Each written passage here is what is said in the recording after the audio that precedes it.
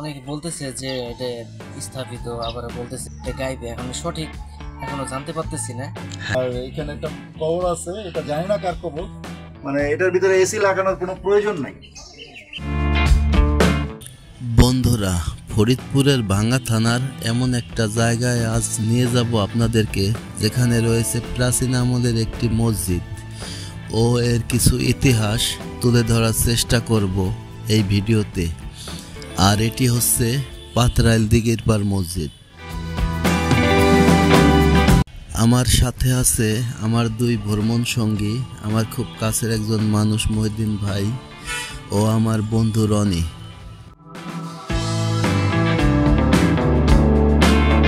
চলতি পথে একটি বাজারে গাড়ি থামিয়ে একটু চায়ের বিরতি নিচ্ছিলাম।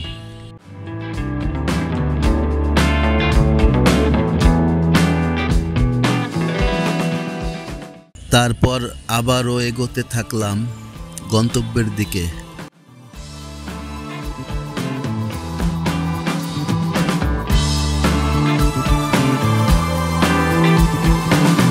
অবশেষে চলে এলাম সেই কাঙ্ক্ষিত পাথরাইল দিঘির পার মসজিদ।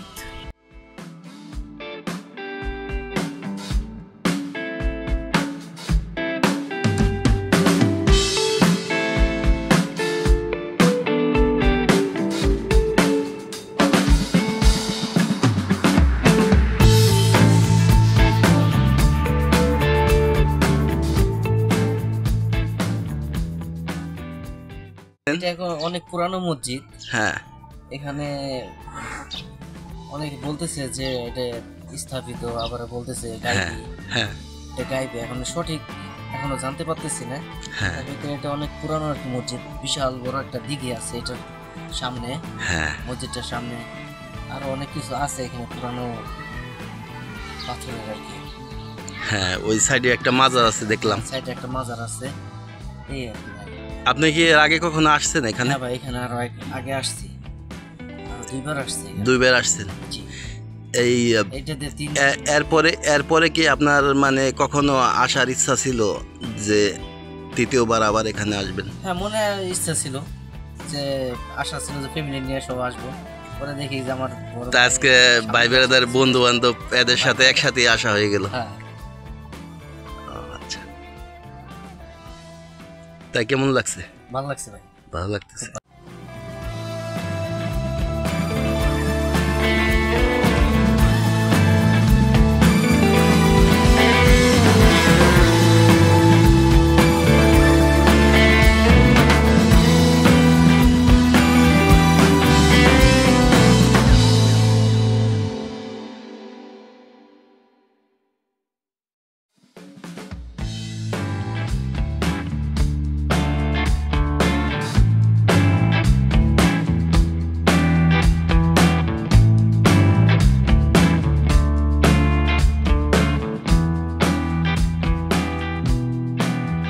মসজিদটা আমি এখানে অসংখ্যবার আসছি, আমার এ নিয়ে অনেকবার আসা হয়েছে। মসজিদটা অনেক সুন্দর। হ্যাঁ, মনে হয় যে মাটির দিয়ে তৈরি, মাটি দিয়েই তৈরি, বাট ইটগুলা মনে হয় যে মাটির ইয়াগুলো লেগে আছে, মনে হয় যে নিচে থেকে উঠছে, কিন্তু আসলে এরকম কিছু না। এটা অনেক আগে পুরাতন একটা মসজিদ এটা। হ্যাঁ, ভাঙ্গা থানার ভিতরে নাম করা একটা মসজিদ। এখানে অনেক দর্শনার্থী প্রতিদিন আসে। তুমি যতটুকু জানো মসজিদ আমি সম্পর্কে? যতটুকু জানি আর কি। হ্যাঁ, এখানে অনেক আসে, দর্শনার্থীরা আসে আর এসে এটা দর্শন করে যায়। আর এখানে একটা কবর আছে, এটা জানি না কার কবর। হ্যাঁ, এখানকারই মানে কোনো খাদেম টাদেম বা হয়তো এখানে যারা ছিল তাদেরই কবর। হ্যাঁ, হ্যাঁ, কবরটা বাধাই করা। হ্যাঁ, মসজিদটা অসম্ভব সুন্দর একটা মসজিদ। ভিতরে আমি আজ পর্যন্ত ঢুকি নাই, বাইরের থেকে গিয়েছি। তো আপনারা আসবেন এখানে, খুব সুন্দর মনোমুগ্ধকর একটা পরিবেশ। সামনে একটা দিঘি আছে, দিঘিতে মাছ টাছ আছে, ধরতে পারবেন না কিন্তু দেখতে পারবেন। আর ওই পাশে একটা গাছ আছে, খেজুর গাছের দুই মাথা। মানে খেজুর গাছের দুই মাথা বলতে কি, একটা বট গাছের উপরে খেজুর গাছ হইছে। হ্যাঁ, মানে খেজুর গাছটা মাটিতে না। হ্যাঁ, ওটা অবশ্য বন্ধুদের দেখাবো সামনে। ওখানে আমি এখানে অনেক অসংখ্যবার আসছি, অসংখ্যবার বলতে প্রায় 20-25 বার আসছি। হ্যাঁ, আমার ফ্রেন্ডদের সাথে। এখানে আমি অনেক ছবি টবি তুলছি, ভালো লাগে, ভালো লাগার একটা জায়গা। আসলে মন চায়। কারণ এই মসজিদটা অসম্ভব সুন্দর কারুকার্য করা। হ্যাঁ, এই কারুকার্যগুলো খুবই সুন্দর, অনেক পুরানো হয়ে গেছে তো, তবে এটা সংস্কার করা উচিত স্থানীয় জনগণের বা সরকারের যেই হোক। হ্যাঁ, এগুলো হয়ে গেছে, আর দরজাগুলো কাঠগুলো পুরনো হয়ে গেছে, এগুলো আসলে সংরক্ষণ করা উচিত। হ্যাঁ, সংস্কার করা উচিত। এটা সংস্কারের প্রতি সরকারের একটু নজরদারি রাখা উচিত। ফ্রন্ট সাইডে যাই, আসেন আমরা। হ্যাঁ, ফ্রন্ট সাইডে দেখি বাইরের মানুষ জুম্মার দিন আসেনি আমি। হ্যাঁ, জুম্মার দিন বাইরেও নামাজ জায়গা হয় না দেখে ভিতরের সাইডটা আসেন, আমরা ভিতরের সাইডটা ভিতরের সাইডটা যে সুন্দর একটা পরিবেশ ভিতরে। হ্যাঁ, সেই পরিবেশটা খুবই সুন্দর। হ্যাঁ, মানে এটার ভিতরে এসি লাগানোর কোনো প্রয়োজন নাই।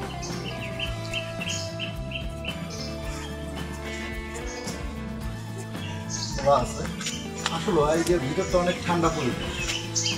সুবহানাল্লাহ, আল্লাহর বান্দাদের জন্য এটা যেই তৈরি করছে তাকে অসংখ্য ধন্যবাদ। আল্লাহ তাকে শান্তিতে রাখুন। পাখির আওয়াজও শোনা যায় ভিতরে। উপরের সিনগুলো একটু দেখো, উপরের গম্বুজের ইয়েগুলো দেখো, কয়টা গম্বুজ আছে? 2, 4, 6, 8, 10টা গম্বুজ আছে। হ্যাঁ হ্যাঁ, উপরে এরকম 10টা গম্বুজ আছে, খুব সুন্দর, অসম্ভব সুন্দর। আর ভিতরটা গরমের দিনে নামাজ পড়ে মুসল্লিরা অনেক কমফোর্টেবল ফিল করে, শান্তি লাগে, ঠান্ডা একটা আছে। আমি এই প্রথম ঢুকলাম ভিতরে, এর আগে ঢুকি নেই, আমি বাইরে দিয়ে। মসজিদের ভিতরে পাখিও আছে, এই যে দেখা যাচ্ছে।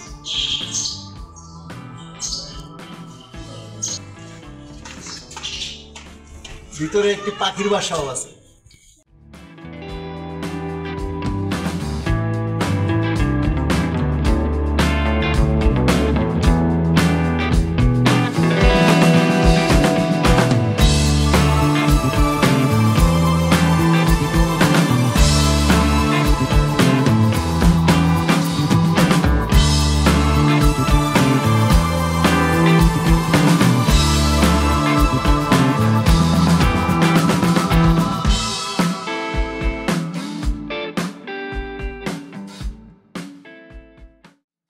পাথরাইল জামে মসজিদ ফরিদপুর জেলার ভাঙ্গা থানায় অবস্থিত প্রাচীন পাথরাইল দিঘির পার জামে মসজিদ।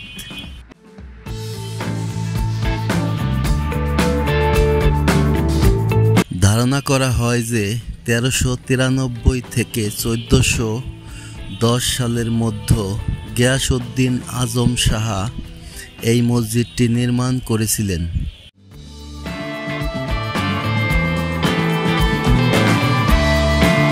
ঐতিহাসিক এই মসজিদটির দক্ষিণ পাশে চিরনিদ্রায় শায়িত আছে মহান আউলিয়া মজলিস আউলিয়া খান, আর তাই এই মসজিদটিকে মজলিস আউলিয়া মসজিদও বলা হয়।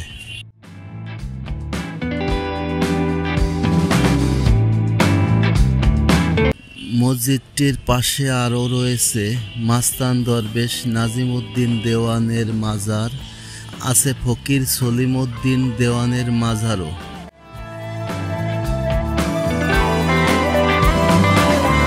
10 গম্বুজ ও 4 মিনার বিশিষ্ট আয়তনাকার এই মসজিদটির নকশা এবং স্থাপত্য শৈলী রাজশাহীর বাঘা মসজিদের সাথে অনেকটা মিল আছে।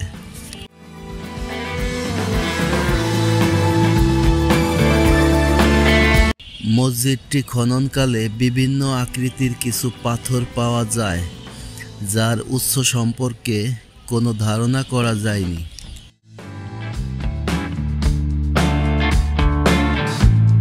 এলাকায় জনবসতিদের জন্য অত্র এলাকায় পানি ও জলের বন্দোবস্ত করার জন্য এবং ইবাদত করার জন্য প্রায় 32 একর জমির উপরে একটি দিঘি খনন করা হয়, আর তাই অনেকেই এই মসজিদটাকে দিঘির পার মসজিদ বলেও ডেকে থাকে।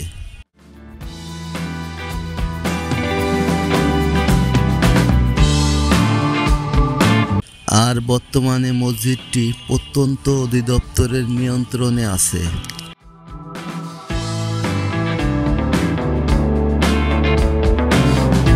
ভিউয়ার্স, আমার পিছনে সেই বট গাছটা, যার উপরে দাঁড়িয়ে আছে একটি খেজুর গাছ, পাশেই দিঘি আমাদের।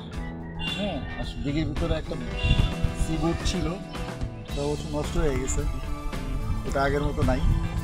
আসলে পরিচর্যার কেউ নাই, তো আমি আশা করব যে এই ভিডিওটা দেখবেন, হ্যাঁ অবশ্যই আমি সরকারের কাছে বা স্থানীয় জনগণের কাছে আশা করবো যে এইগুলা যেন সুন্দরভাবে সংরক্ষণ করা হয়, হ্যাঁ পরিচর্যা নেওয়া হয়, তাহলে দর্শনার্থী আরও বাড়বে। আর এটা হলো ফরিদপুর ভাঙ্গা থানার খুব নাম করা একটা জায়গা, দিঘির পাড়। হ্যাঁ, সবাইকে আমন্ত্রণ রইল, অবশ্যই আসবেন, ঘুরে দেখবেন। বিশেষত শুক্রবারে আসবেন, শুক্রবারে অনেক মানুষ হয়। হ্যাঁ, এখানে মেলার মতো হয়, মাঠে অনেক কিছু পাওয়া যায়, অনেকেই আসে দূর দূরান্ত থেকে। হ্যাঁ, ভাঙা আসলে অবশ্যই আসবেন। এরকম আরও কয়েকটা দিঘি আছে, এই পাশে একটা আছে, ওই পাশে আরও কয়েকটা আছে। তো ভালো থাকবেন। দিঘির 4-5টা দেখেন, এই পাশে আরও 2-3টা আছে। ওই পাশে, তো ওই পাশে যাওয়া সম্ভব হলো না, অনেক সময়ের ব্যাপার। আপনারা নিজেরাই এসে দেখবেন অবশ্যই, ইনশাল্লাহ।